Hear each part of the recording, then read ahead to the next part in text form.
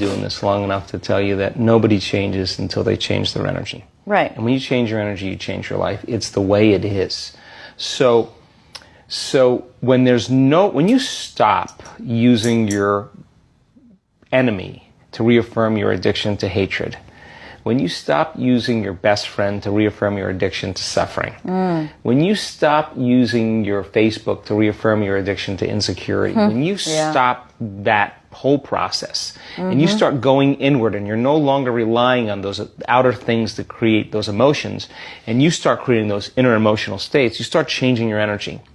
Now, whatever is no longer a vibrational match between you and that past, present reality is going to fall away. Right. They're just going to spiral out because you're no longer putting your attention on them. In other words, the stronger the emotion you feel with some problem in your life, the more you give it your attention. Where you place your attention is where you place your energy. You're giving your power away, your life force, your energy to heal to that person or that problem. Yeah. Lower the volumes of that emotion, you take your attention off that person, you're calling energy back to you. Yeah. And you're building your own electromagnetic field. We've seen the evidence of that in many events, because when people start overcoming themselves, the first day, not always, but the energy of the room will drop. Why? Because they're drawing from the field to build their own field. Now when they build their own field the next day and the fields start interfering with the people next to them, whoop, the energy in the room just keeps going up, right? Yeah.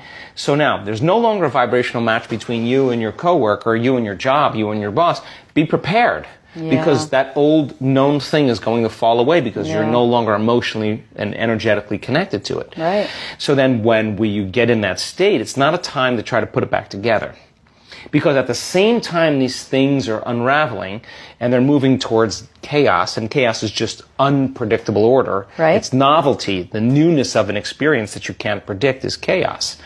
If you apply the formula, and all potentials in the quantum field exist as electromagnetic potentials. They are possibilities. So now you're going to combine a clear intention with an elevated emotion, the thought being the electrical charge, the feeling being the magnetic charge.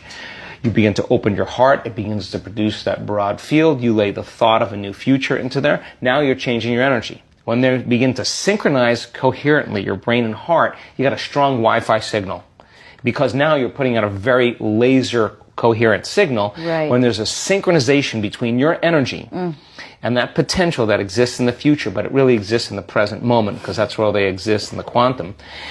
Now, you start to see synchronicities in your life because you're synchronized to a future, and they come as, opportunities. Wow, that was kind of cool. And those are breadcrumbs from the field, like keep going, you're on to something. Yeah. So the problem is that people, they do it, and then they get up, and then they react in traffic, or they get frustrated, and they start feeling the emotions of the past. Why are you talking about me? They start feeling the emotions of their past, and you know what happens? Yeah. They just disconnected from the energy of their future, and they're back to the energy of the past. Don't expect anything to change in your life. In fact, expect more reasons to be frustrated.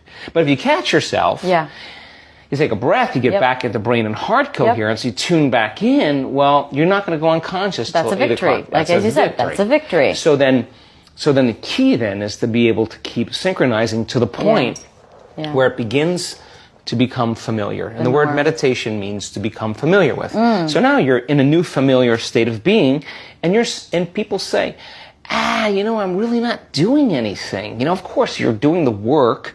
You're becoming familiar with a new set of thoughts, new set of intentions, a new set of emotions. Your heart's opening more. Your immune system's upregulating. Your genes are upregulating. Your brain and heart are more coherent. Your energy field is bigger. You feel connected more. All these things, you're changing programs. You start seeing those things taking place in your life. You're going to want to do this, right? It's not going to be effort. 100%. Now, live by the hormones of stress. The hormones of stress cause us to draw from this field and turn it into chemistry, heightens our senses. We become materialists. We narrow our focus on the cause. Now, when we create reality, now we're living in three-dimensional reality. The way we do it is we got to drag our body through space from one point of consciousness where I am to my future, my dreams, another point of consciousness, and that's going to take time.